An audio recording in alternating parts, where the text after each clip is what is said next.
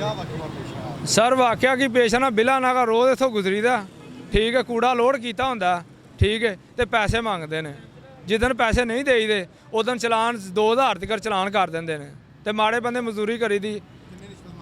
500 जे 500 नहीं दिता तो फिर 750 चलान ठोकता 1000 का ठोकता 2000 का ठोकता 3750 तक चलान इन्होंने किए ने तो फिर ना मजबूरन तो उत्थे धक्केशाही ना लाई जाते हैं हुण सेहत के हिसाब नाल बंदे दो होंदे ने इकल्ले होने तो ना होएगा तो लड़न मारन तो डरते असीं भी थाने लाई जाने चलान भाएं ने 750 रुपये का चलान इन्होंने किया वे तो तरीक 500 रुपया दो 500 रुपया दो जी मैं क्या मेरे को है ही नहीं कि 500 रुपया है मेहरबानी करो अहे नहीं जी चलान तेरा जरा ना 2750 का लिख दिता तो बाद है नहीं 750 का आ चलान तो डेट का पता नहीं गा ना कोई ना पता तो उस तरह चलो थाने फिर लै चलो सो ट्रैक्टर ट्राली सी मेरे को